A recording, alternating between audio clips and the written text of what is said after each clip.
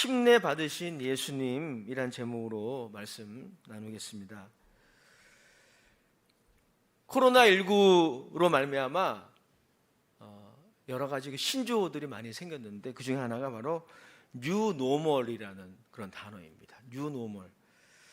그게 뭐냐면 과거에는 그다지 정상적인 것이 아니었는데 코로나19로 인하여 정상적인 것으로 된 그런 삶의 스타일, 또 사회적인 그런 시스템, 이런 것들이 바로 뉴노멀이라고 할 수가 있습니다.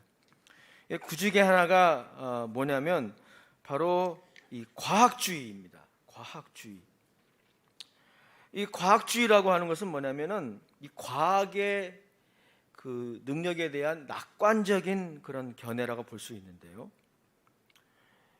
이 인간의 생명을 위협하는 전염병이나 또 여러 가지 그런 재난들, 그런 위협들을 이 과학의 기술로 통제할 수 있다라고 하는 것이 이제 과학주의, 과학적 낙관주의라고 할 수가 있습니다. 근데 이 코로나19 시대 때 이 과학주의가 사람들로부터 신망을 받게 되었습니다. 왜냐하면 이 코로나19라는 이 바이러스를 관리하는 게 과학자들의 어떤 또 의학자들의 그 제시하는 그 방법들이 통하고 있다라고 하는 것을 사람들이 느꼈던 거죠. 반면에 코로나19 시대 때 신망을 잃어버린 영역이 있습니다. 종교에. 그 중에 기독교 신앙도 들어가 있다고 말할 수 있어요.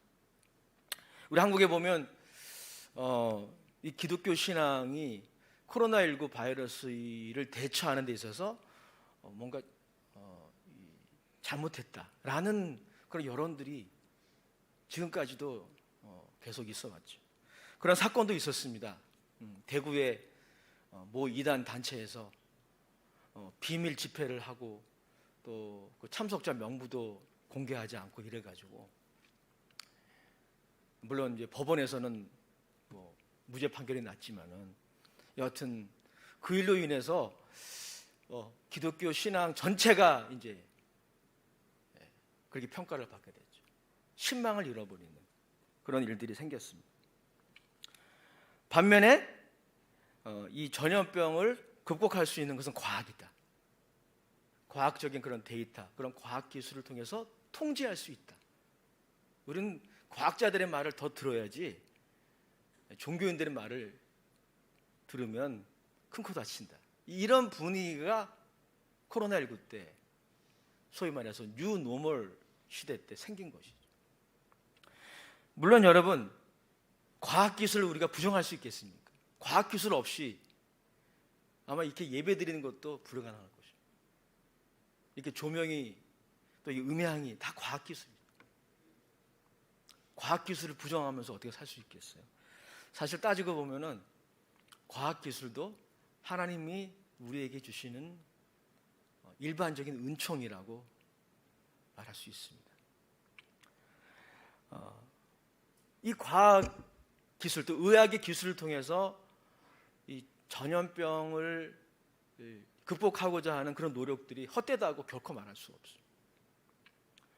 생명을 전염병으로부터 지키고 또 여러 가지 위협으로부터 지키고 생명을 보존하고 또 생명을 위협하는 그런 질병을 치료하는 그러한 일에 있어서 과학의 역할은 거의 절대적이라고 말해도 과언이 아닙니다. 그런데 우리가 여기서 한 가지 알 게 있어요. 과학의 한계가 있다는 거예요. 과학이 해결하지 못하는 영역이 있어요. 과학은 우리 인간의 생명을 보존하고 전염병으로부터 지키고 그리고 질병이 생겼을 때 그 질병을 치료하는 그 일에 과학이 유용하지만 죽음의 문제는 과학이 다루지 못하는 영역인 거예요. 죽음. 여러분, 우리 인생에는 생명이라는 사건도 있지만 우리가 부정할 수 없는 것은 죽음이라는 사건이에요. 시작이 있으면 끝이 있는 법 아니겠습니까? 부정할 수 없는, 부정하고 싶지만 부정할 수 없는 사건이 바로 죽음의 사건입니다. 근데 과학은 이 죽음의 사건을 우리로 하여금 직면하게 하는 데는 한계가 분명히 있는 것이죠. 그리고 더 나아가서는 죽음 이후에 일어날 일에 대한 그 준비를 과학은 전혀 하지 못하게 하는 것이죠. 이것이 과학의 한계입니다. 최근에 코로나19 시대 이후에 교회가 어떻게 회복될 것인가에 대한 여러 도서들이 기독교 백화점에 출간이 되었습니다. 그 책 중에 코로나19 시대 회복하는 교회라는 그 책에 이춘성 목사님이라는 분이 글 하나를 기고했어요. 그런데 이 글을 읽으면서 굉장히 마음에 좀 와닿는 부분들이 있었어요. 이분이 이제 이 기독교 신앙만이 할 수 있는 그 영역에 대해서 우리들에게 이렇게 제언하고 있는데 한번 들어보시기 바랍니다. 기독교는 죽음을 다룬다는 거예요. 기독교 신앙은 죽음의 사건을 다룬다는 겁니다. 기독교의 죽음은 원초적인 생명의 회복이다. 그리고 예수님이 죽으신 십자가가 예수님의 부활을 가리키듯이 신자의 죽음은 부활한 새로운 생명을 약속한다. 기독교의 죽음은 영광스러운 생명의 문이다. 기독교 신앙은 죽음을 이렇게 해석하는 거예요. 죽음은 끝이 아니라, 소멸이 아니라 영광스러운 생명으로 이어지는 문이라는 거죠. 이런 이야기는 과학이 결코 할 수 없습니다. 철학자들도 하려고 했지만 할 수가 없었죠. 그럼 이어나갑니다. 그러기에 죽음을 가장 영광스럽게 맞이하는 자들, 죽음을 가장 의미 있는 인간의 삶으로 이해하는 자들이 그리스도인들이다. 기독교 신앙이 바로 이것을 하게 한다는 것이죠. 죽음을 우리가 다 직면하기 원하지 않는, 부정하기 원하는 그 죽음이라는 사건을 직면하게 하고, 더 나아가서는 그 죽음 이후에 일어날 일에 대한 소망을 그냥 환상이 아니라 확신찬 소망을 가지게 하는 게 바로 기독교 신앙이라는 것입니다. 왜 그럴까요, 여러분? 왜 기독교 신앙이 다룰 수 있는 이 고유한 영역이 죽음일까요? 왜 그것을 할 수 있을까요? 기독교 신앙의 대상이 누굽니까? 예수 그리스도이시잖아요. 그분이 우리보다 앞서서 죽으셨고 우리보다 앞서서 부활하셨기 때문에 그분은 가보셨어요. 오늘날 어느 누구도 우리보다 먼저 죽음을 경험한 우리의 선배들도 다시 우리에게 와서 자신의 죽음에 대해서 얘기해 준 사람이 없습니다. 하지만 예수님은 우리보다 앞서서 죽으셨고 우리보다 앞서서 죽음에서 살아나셨어요. 그러하기에 기독교 신앙은 이 죽음의 문제에 답을 줄 수가 있는 것입니다. 오늘 우리가 읽은 이야기는 예수님이 침례를 받으시는 그런 이야기입니다. 13절 14절 같이 말씀 읽겠습니다. 13절 14절 시작. 이때 예수께서 갈릴리로부터 요단강에 이르러 요한에게 침례를 받으려 하시니 요한이 말려 이르되 내가 당신에게서 침례를 받아야 할 터인데 당신이 내게로 오시나이까. 요한은 예수님이 자신에게 침례를 받으러 오셨을 때 예수님을 만류했습니다. 그런데 예수님께서는 허락하라, 침례를 요청하셨어요. 그리고 그것이 하나님이 요구하시는 일임을 말씀하셨습니다. 15절 말씀도 같이 읽어보겠습니다. 15절 시작. 예수께서 대답하여 이르시되 이제 허락하라. 우리가 이와 같이 하여 모든 의를 이루는 것이 합당하니라 하시니 이에 요한이 허락하는지라. 왜 예수님이 침례를 받으셨을까요? 침례라고 하는 것은 죄를 회개하고 죄 씻음을 받는 표시인데, 예수님이 그렇다면 자신이 죄인이라고 생각을 하셔서 침례를 받으러 오신 것일까요? 왜 예수님은 침례를 받으실 필요가 없음에도 불구하고 침례 요한에게 오셔서 침례를 받으셨습니까? 많은 신학자들이 본문을 해석하려고 노력을 했는데요, 그 중에 가장 설득력 있는 해석이 한 가지가 있습니다. 가장 성경적이고 가장 설득력 있는 해석이죠. 그 해석에 따르면 이 장면은 나중에 예수님이 받으실 고난과 죽음의 세례 혹은 침례를 미리 보여주는 역할을 한다는 거예요. 마가복음 10장 38절에 보면 예수님은 자신이 경험하게 될 고난과 죽음을 세례 혹은 자신이 받을 침례라고 그렇게 표현을 했어요. 우리는 이러한 해석에 따라서 예수님이 침례를 받으신 이유는 그가 죄가 있으셔서가 아니라, 혹은 죄의식을 본인이 가지고 있으셔서가 아니라, 자신을 침례를 받아야 하는 죄인, 그러니까 저와 여러분들과 자신을 동일시하신 것이라, 이렇게 이해해야 합니다.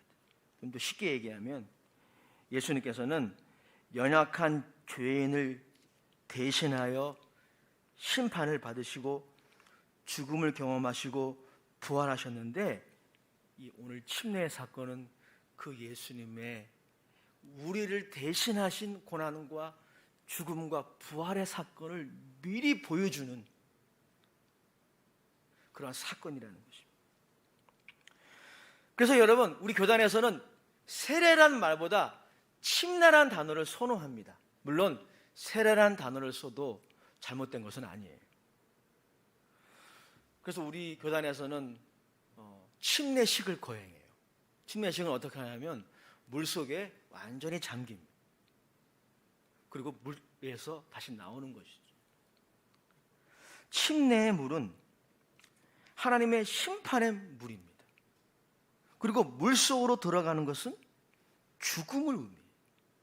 성경에서 이 물이라고 하는 것, 그리고 특별히 많은 물 혹은 홍수, 이번에 홍수 때문에 많은 분들이 피해를 당하셨는데, 이 물, 많은 물, 이런 홍수는 우리가 혹은 인간이 제어하지 못하는 불가항력적인 그러한 재앙 혹은 하나님의 심판을 상징하는 것이죠.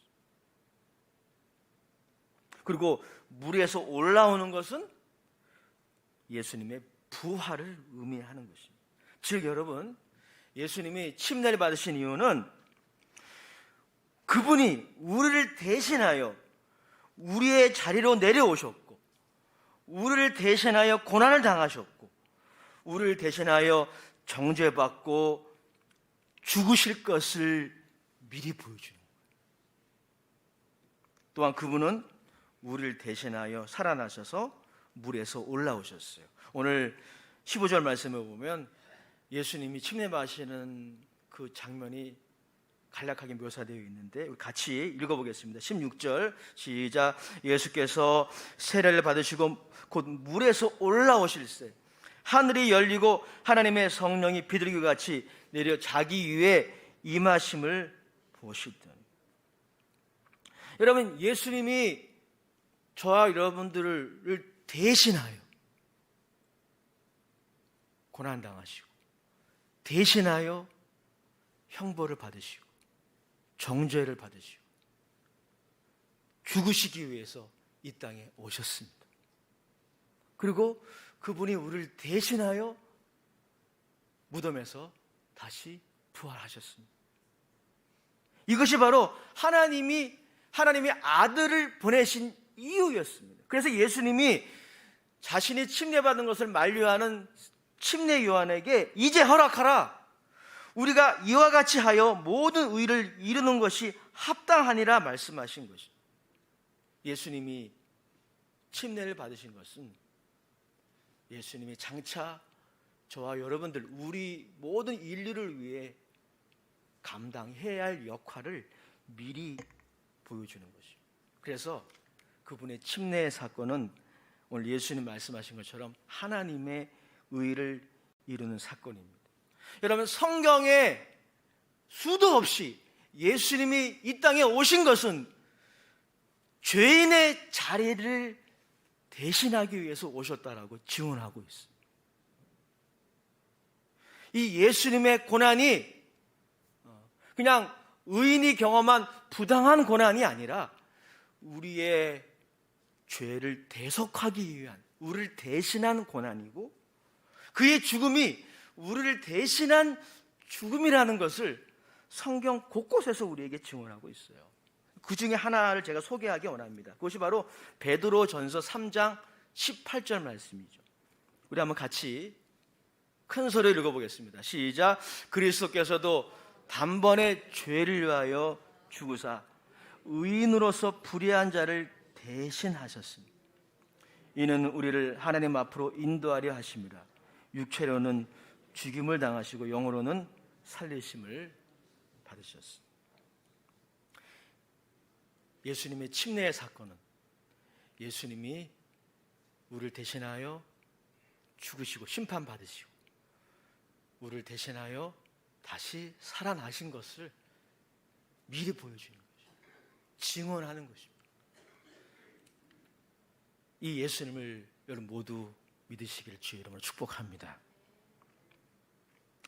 두 번째, 여러분, 오늘 침례 받으신 예수님의 이야기에 나타난 메시지는 뭐냐면, 예수님이 침례를 받아서 죄 사함을 받고 새로운 정체성을 가지고 살아가야 할 모든 사람을 대표하는 하나님의 아들이다라고 하는 것을 보여주는 것이 이 예수님의 침례 사건입니다. 즉 예수님은 성령으로 말미암아 새롭게 만들어질 신인류의 대표이십니다. 그럼 누가 신인류이십니까? 누가 신인류입니까? 그들은 예수와 함께 죽고 예수와 함께 사는 신분이 된 모든 사람들이 바로 신인류인 것입니다. 예수님이 우리를 대신하고 그리고 고난당하시고 죽으실 뿐 아니라 그분의 죽음과 부활로 말미암아 새롭게 창조된 신인류, 새로운 신분, 그 신분이 바로 그리스도인의 신분이라고 하는 것입니다. 그래서 여러분, 종교개혁자 루터가 말한 것처럼 그리스도인들은 죄인이면서 의인이고, 이렇게 정의할 수 있어요. 한번 저를 따라서 이 그리스도인의 정의를, 그리스도인의 신분의 정의를 한번 복창해 보기 원합니다. 예수님과 함께 죽고 예수님과 함께 살아난 사람, 이들이 그리스도인인 거예요. 이것이 바로 예수님이 우리를 대신하여 죽으시고 우리를 대신하여 부활하심으로 우리가 가지게 되는, 선물로 가지게 되는 신분인 거예요. 예수님과 함께 죽고 예수님과 함께 산 존재, 이것이 우리의 정체성이에요. 오늘 이 시간에 다른 건 다 잊어버린다 할지라도 이 부분을 꼭 기억하셨으면 좋겠어요. 나는 누구입니까? 그리스도인은 누구입니까? 교회에 다니는 사람, 단순히 그것이 아니라 예수님과 함께 죽고 예수님과 함께 다시 산 존재. 죄에 대해서는 죽고 하나님을 대하여는 산 자, 그들이 그리스도인입니다. 예수님 덕분에 그렇게 된 것이죠. 그것을 보여주는 것이 바로 예수님의 침례 사건입니다. 로마서 6장에 보면 사도 바울도 이 예수님의 은혜로 말미암아, 하나님의 은혜로 말미암아 그리스도인이 가지게 된 이 신분을 이렇게 표현하고 있어요. 로마서 6장 4절 이하 제가 읽어드릴게요. 그러므로 우리가 그의 죽으심과 합하여 침례를 받음으로 그와 함께 장사되었나니. 여러분, 이게 그리스도인의 신분이라는 것입니다. 그리스도인이 되기 전에 옛 신분이 있어요. 그 옛 신분은, 그 옛 정체성은 장사되었습니다. 예수님과 함께.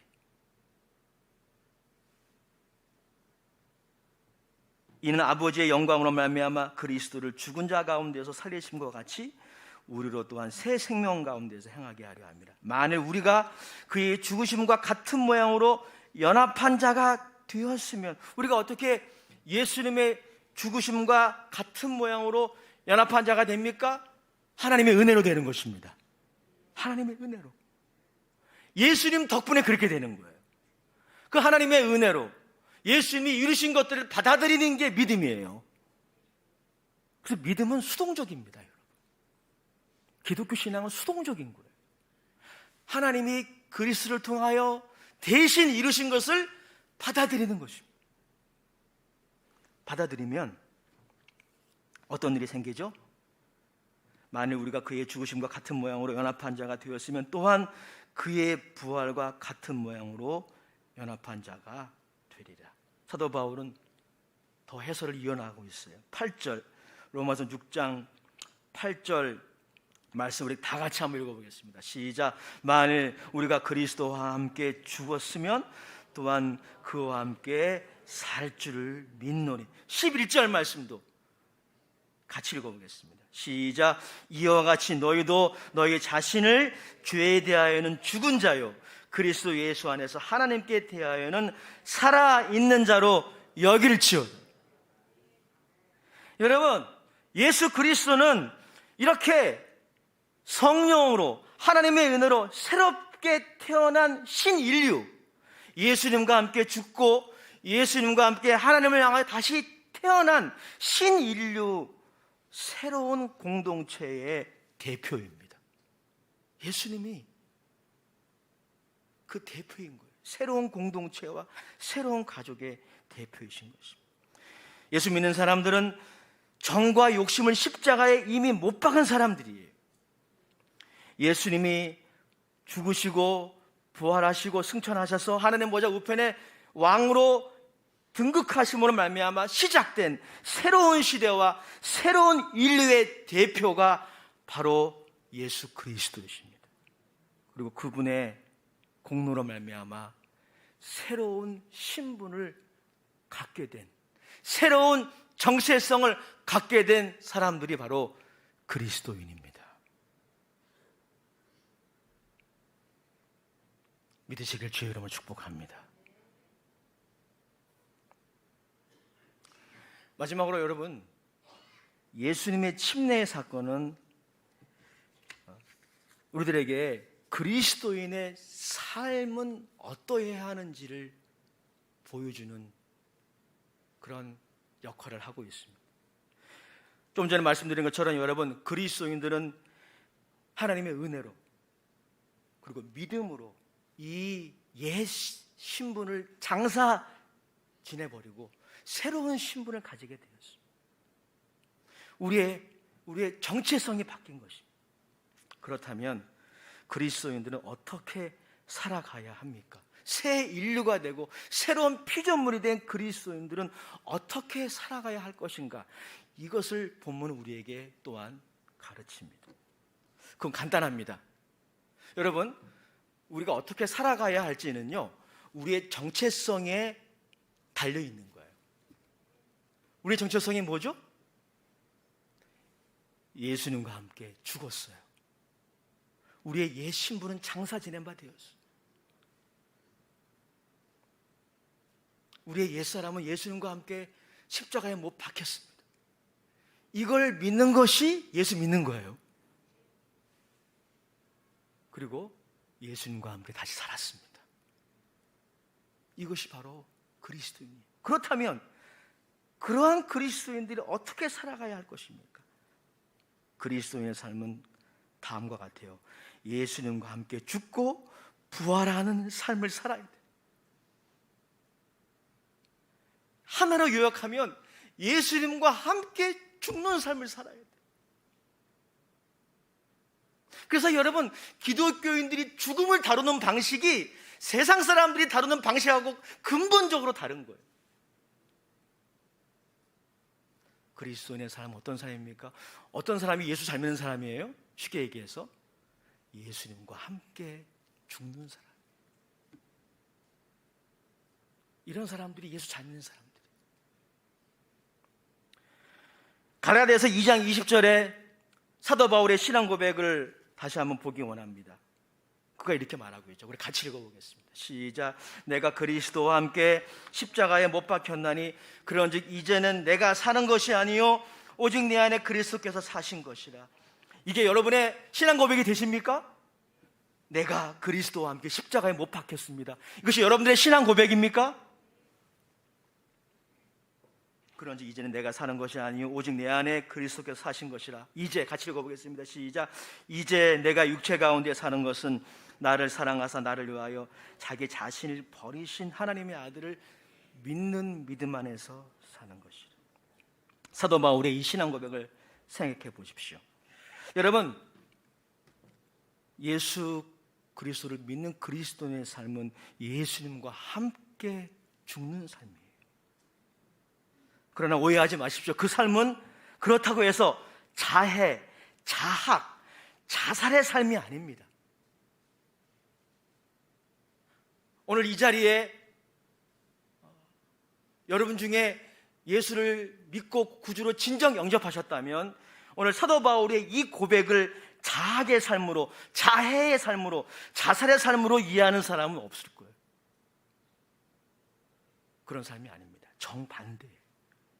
예수님과 함께 십자가에 죽는 삶은 우리의 자기 주장, 자아중심, 우리의 옛사람, 우리의 신분, 우리의 정체성은 장사지난 바 되었고 바뀌었지만, 새롭게 바뀌었지만 여전히 옛 신분과 옛 사람의 그 습관이 우리에게 남아있어요. 그게 우리의 연약함입니다. 그것이 우리의 현실이에요. 부정할 수 없는 현실이에요. 저에게도 있고 여러분들에게도 있어요. 그것이 자기를 주장하고 자기를 의지하고 자아중심적으로 살아가는 삶이었잖아요. 그것을 예수님의 십자가에 못 박는 삶, 이게 그리스도인들의 합당한 삶. 우리의 정욕과 탐심이 이미 십자가에서 처리됐지만, 그러나 여전히 우리는 매일 정욕과 탐심을 십자가에 못 박아야 됩니다. 뿐만 아닙니다. 제가 지금 열거해 드리는 것도 십자가에서 이미 처리됐어요. 예수님의 십자가와 부활로 말미암아 우리가 이 놀라운 신분을 이미 받은 것처럼 이미 처리됐으나 여전히 꿈틀거리고 있어요. 이것들을 십자가에 못 박아야 돼. 우리의 비교의식, 미래에 대한 걱정과 불안, 두려움, 통제되지 않는 분노, 정죄의식, 자기 연민, 절망, 나태와 게으름, 이미 예수님이 죽으실 때 십자가에서 처리됐어요. 하지만 여전히 우리의 삶에 영향을 주고 있어요. 이것들을 십자가에 못 박는 것, 이것이 그리스도인의 삶이에요. 여러분, 이것은 단번에 이루어지지 않습니다. 이 새로운 신분을 받는 것은 여러분들이 예수를 믿으면 단번에 주어지는 것입니다. 그 새로운 신분을 받았음을 감사하고 공개적으로 선언하는 게 침례식이에요. 침례식 한 번 한다고 해서 사람이 바뀌는 게 아닙니다. 새로운 신분을 주심에 감사하고 그것을 사람들을 모아놓고 선언하는 거예요. 신분은 단번에 이루어지지만 예수님과 함께 죽는 것은 평생의 과정이에요. 청교도 신학자 존 오웨이는 그래서 이렇게 말했어요. 죄를 죽이라. 그렇지 않으면 죄가 당신을 죽일 것이다.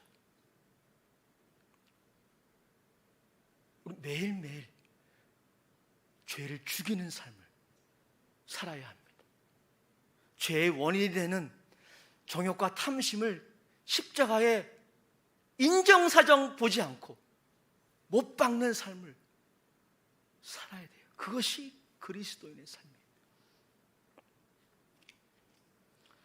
어제 잠실 운동장에서 모 선교단체의 연합 집회가 있었습니다. 다음 세대를 위해 함께 기도하는 그런 집회였어요.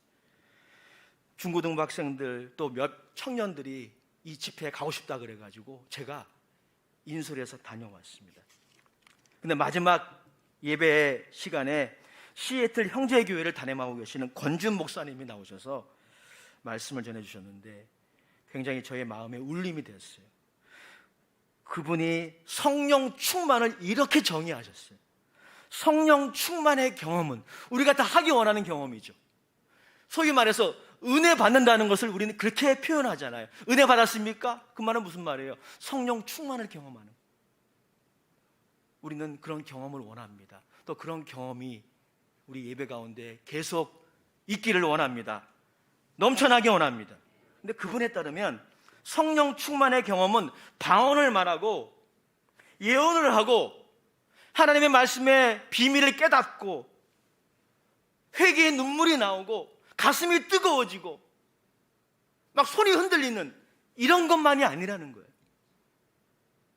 물론 여러분, 제가 지금 나열해드린 이 모든 것들도 성령 충만이 우리에게 임하면 나타나는 현상임에는 분명합니다. 성령 충만의 경험은 그 본질은 무엇입니까? 십자가에 죽는 겁니다. 이게 힘들거든요. 이게 쉽지 않아요.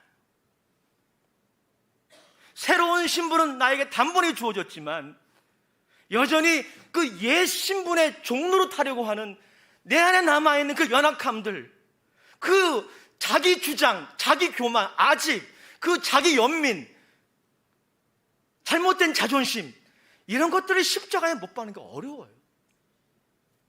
그래서 우리에게 하나님이 보내주신 분이 바로 보혜사 성령님이십니다. 오늘 예수님이 물에 들어가셨다가 물 위로 나오셨을 때 어떤 일이 생겼습니까? 예수님이 환상을 보셨습니다.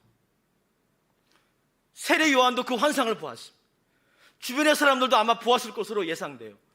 하늘에서 성령의 임재를 상징하는 비둘기가 갑자기 생겼어요. 성령님이 세례받으시는 예수님께 임하신 것이죠. 그리고 하늘에서 소리가 났어요. 우리 그 부분 같이 한번 읽어보도록 하겠습니다. 16절, 17절이에요. 시작.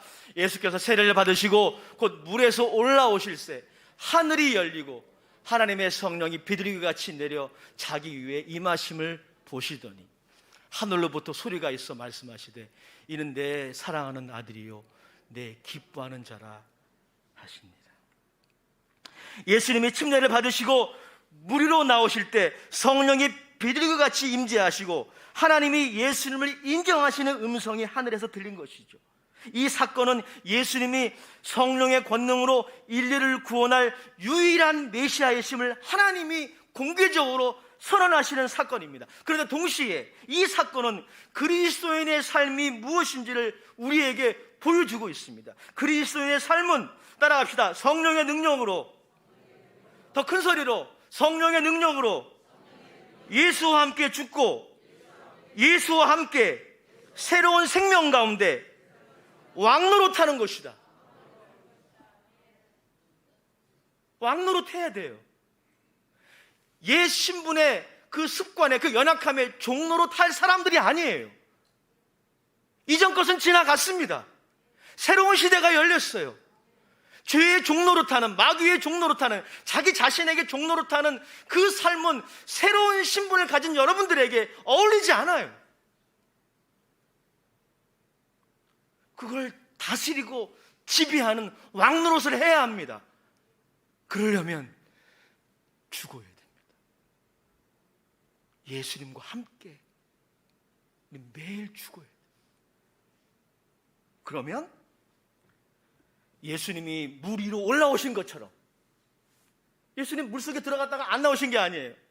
제가 한 5년 전에 아동박사에게 침례를 주는데 물속에 들어갔어요. 안 나와 얘가. 물이 너무 좋은 거야. 심지어 이 친구가 순수한 마음이죠. 수경을 갖고 왔더라고. 수경, 구구를. 침례탕 안이 궁금했대요. 나와야 돼. 예수님 나오셨어요. 여러분, 우리가 이렇게 예수님과 함께 죽으면 예수님과 함께 살게 됩니다. 그리스도인의 삶은 바로 이거예요. 성령의 능력으로 예수와 함께 죽고 예수와 함께 새로운 생명 가운데 왕노릇하는 것. 여기에 중요한 논리가 있죠. 예수와 함께 죽는 게 먼저예요. 그게 먼저입니다. 예수와 함께 죽으면 그걸로 우리가 망하는 게 아니라, 그걸로 우리가 소멸되고 도태되는 것이 아니라, 예수님이 물 위에 나오신 것처럼 예수의 생명이 우리를 지배하고 우리를 통해 나타납니다. 고린도서 4장 10절 11절 우리 같이 읽어봐요. 지난 금요일에 같이 나눴던 은혜의 말씀이죠. 고린도서 4장 10절 11절 시작. 우리가 항상 예수의 죽음을 몸에 짊어짐은 예수의 생명이 또한 우리 몸에 나타나게 하려 함이라. 우리 살아있는 자가 항상 예수를 위하여 죽음에 넘겨짐은 예수의 생명이 또한 우리 죽을 육체에 나타나게 하려 함이니라. 아멘. 예수의 생명이 우리를 지배하고 우리를 통해 나타나게 될 때 어둠이 떠나게 됩니다. 마귀가 떠나가게 됩니다. 죄악의 결박이 끊어지게 됩니다. 문제가 해결되게 됩니다. 질병이 치료 안 받게 됩니다. 성령 충만은 그래서 예수와 함께 죽는 경험이에요. 결론입니다. 사랑하는 여러분, 침례식 때 물속으로 들어가는 것은 죽음의 사건이에요. 그래서 여러분, 기독교인들은 죽음을 찬미하진 않지만 죽음을 거절하지 않아요. 물에서 나오는 것은 반면 생명의 사건. 예수님의 침례 받으심으로 그분은 우리를 대신하셨습니다. 그의 고난과 죽음을 짊어지심은 우리를 대신한 사랑의 사건입니다. 또한 그분으로 말미암아 예수님을 믿게 된 모든 그리스도인들은 그 정체성이 달라졌어요. 예수와 함께 죽고 예수와 함께 다시 사는 새로운 피조물이 되었습니다. 그것을 공적으로 선언하는 것이 오늘 우리가 할 침례식입니다. 또한 이러한 새로운 생명을 소유한 사람들이 성령의 능력을 의지하여 예수와 함께 죽는 삶을 살 때 우리를 통하여 예수의 생명이 나타나기 시작합니다. 그 일을 통하여 하나님의 영광이 나타나게 됩니다. 그리스도인의 평생의 삶은 그래서 예수와 함께 죽는 삶이에요. 거기에 그 어떤 어둠과 사망 권세와 고난과 시험이 이길 수 없는 예수의 생명이 성령 안에서 왕노릇하는 것입니다. 어떤 연예인이 연말에 상을 받고 그런 수상소감을 발표했다 그러잖아요. 한번 제가 소개한 적이 있죠. 그는 이렇게 말했어요. 어둠이 아무리 강해도 빛을 이길 수 없고, 죽음이 아무리 강해도 생명을 이길 수 없고, 남편이 아무리 강해도 아내를 이길 수 없다. 그렇게 얘기했대. 예수의 생명이 우리가 예수님과 함께 죽을 때 우리를 지배하게 되고, 우리가 그 예수님의 생명 안에서 왕노릇하게 될 때 우리는 고난과 시험을 매일매일 극복하는 그리스도의 삶을, 승리의 삶을 살게 됩니다. 이 예수의 생명으로 왕노릇하는 저와 여러분들 되시기를 주의 이름으로 축복합니다. 아버지 하나님, 이 새로운 신분을 우리에게 주심을 감사합니다. 이 새로운 신분을 아직 소유하지 못한 사람들이 혹시 이 자리에 있다면 오늘 예수님을 자신의 구주로 믿고 영접하여 이 신분을 소유하게 하시고 새로운 피조물로 거듭나도록 성령님 역사하여 주시옵소서. 그리고 새로운 피조물이 되었다면 이제 예수님과 함께 죽고 예수님과 함께 다시 사는 삶을 매일 살도록 성령님 도와주시옵소서. 예수님의 이름으로 감사하며 기도합니다. 아멘. 찬송가 198장 말씀을 생각하며 우리 기쁨으로